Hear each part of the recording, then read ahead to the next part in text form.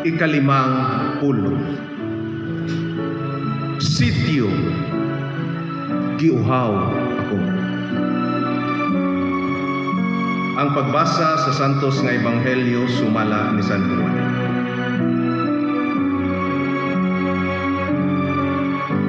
Human niini si Jesus nga nasayod nga ang tanan natumana ug aron pagtuman sa kasulatan miingon, giuhaw ako.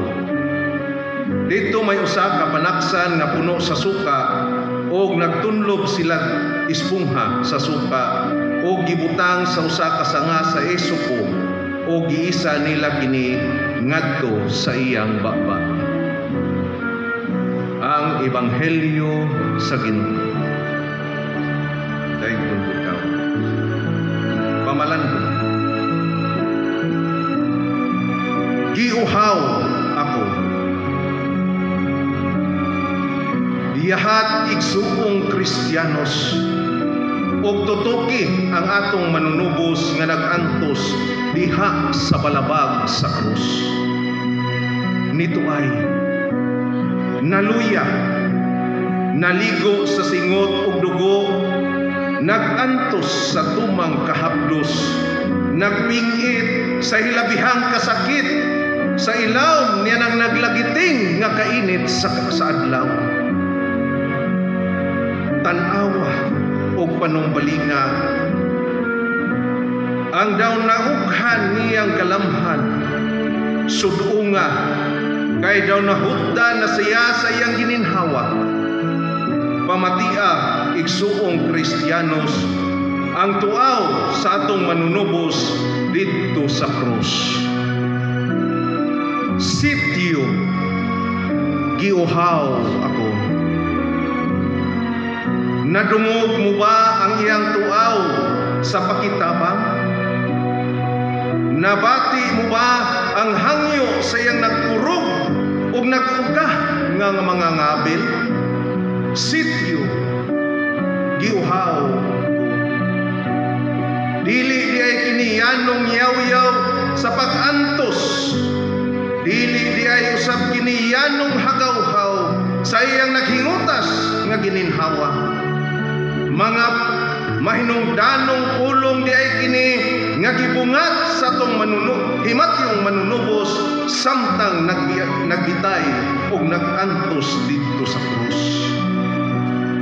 Mga pulong hangyo di ay kini nga iyang gipalanog aron madungog ug mahatagan untag diyutay kahupayan ang gibating kauhaw.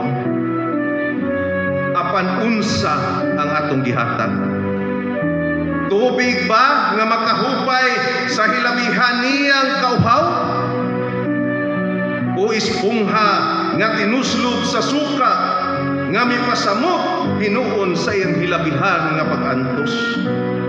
Sitio, giuhaw ako. Nini karong nagsingabot nga pugnong lugaynon, makahupay ba sa kauhaw ang imong pagdawat sa kwarta nga ihatag sa mga politiko nga usahay mo'y makaingon sa pagpangurakot sa pundo sa gobyerno? Makahupay ba sa gibating kauhaw sa atong manunubos ang imong pagpili sa mga kandidato nga way laing tumong sa paglansad ang ila lamang kaugalingong interes?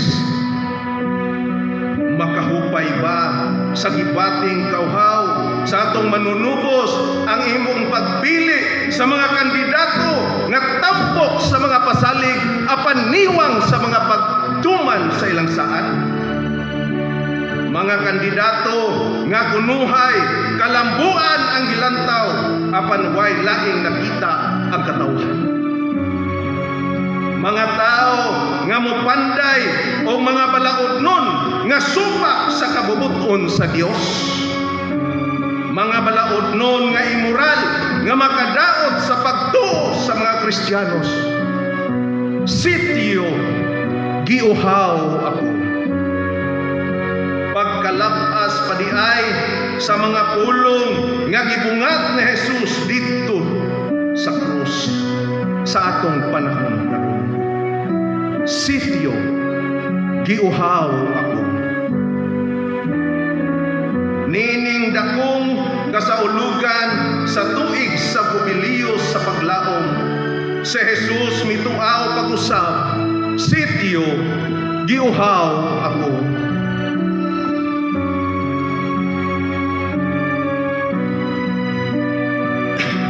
Tuaw na kini sa atong manunubos nga nagpalanog sa kauhaw sa atong simbahan, sa atong gisaaran nga panalipdan, batok sa atong mga pinanggang kaigsuunan nga nahisalaag o mitipas sa laing dalan.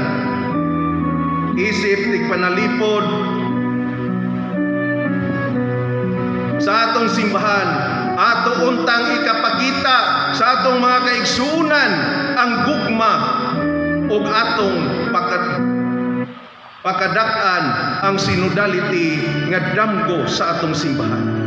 Aron atong ikapakita sa atong mga pinanggang kaigsuunan ang gugma ug ikapalanog ang tuaw sa atong manunubos, giuhaw ako. Dili lamang sa atong mga kaigsuunan nga nitipas ug nahisalaag sa laing dalan, kundili labi pa sa atong gagmayng simbahanong katilingban nga nahinanok na sa halaom nga paghikatulog. Isip mga igsuon, isip mga CFD o mga Paris formators, huktan nato ang paglaom nga atong mapukaw ang mga nahikatulog nga mga cluster leaders o ang atong mga chapel chairman. Hinaot paunta sa ngalan samahan sa Anak o sa Espiritu Santo.